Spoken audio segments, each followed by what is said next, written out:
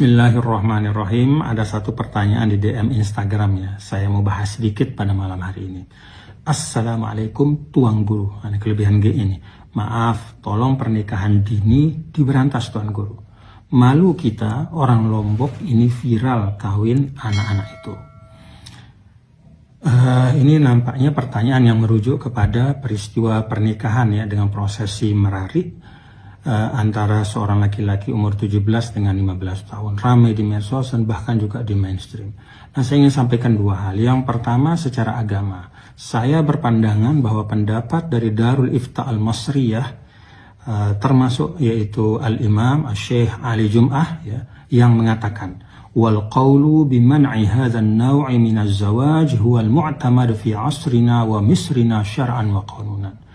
Jadi pendapat yang mengatakan tidak boleh ada pernikahan di bawah umur ya, itulah pendapat yang kuat pada masa kita sekarang, baik secara syar'i maupun secara undang-undang. Wa dzalika istinadan ila aqwali ba'di ahli al-'ilmi min at-tabi'in kal Imam Ibnu Shubrumah wal Imam Al-Asam. Itu sesuai dengan pendapat beberapa tabi'in seperti Imam Ibnu Shubrumah dan Imam Al-Asam. Wa minal muqarrari syar'an annahu yajuzul akhdhu bi ayyi qawlin mu'tabarin min aqwali ahli al-'ilmi bima yuhaqqiqul maslahata wa wafqan lil ikhtiyar al-fiqhi al-muntabit. Dan merupakan suatu kaidah yang telah disepakati bahwa boleh kita mengambil pendapat dari ahlul ilmi yang mu'tabar. Arti mu'tabar itu yang diakui keilmuannya, termasuk para tabi'in seperti Imam Ibnu Shubrumah dan Imam Al-Asam.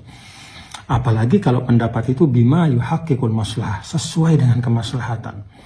Nah, kenapa ini kita ambil? Khasatan annahu qad thabata dararuhu bisuratin yaqiniyah. Pendapat inilah yang paling kuat untuk masa kita sekarang karena pernikahan dini itu thabata dararuhu bisuratin yaqiniyah. Sudah nyata banyak sekali kemudaratannya untuk semua pihak. Nah, itu pertama dari sisi pandangan Islam. Yang kedua dari sisi budaya.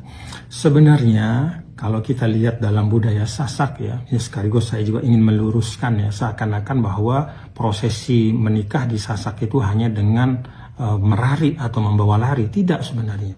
Ada dua pintu sebenarnya pernikahan ya dalam adat Sasak itu. Yang pertama namanya belako. Belako itu diminta baik-baik.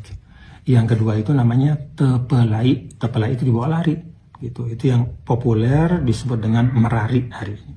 Nah, kalau sekarang kita melihat bahwa ternyata tepelai itu ya, atau pintu kedua yang namanya merari, itu ternyata banyak sekali disalahgunakan. Banyak sekali membawa kemudaratan. Banyak sekali menjadi ajang eksploitasi anak-anak perempuan kita. Banyak anak-anak perempuan kita yang putus sekolah, kemudian juga akhirnya mendapatkan sanksi sosial, bahkan juga sering menciptakan konflik antara keluarga laki-laki dan perempuan sendiri.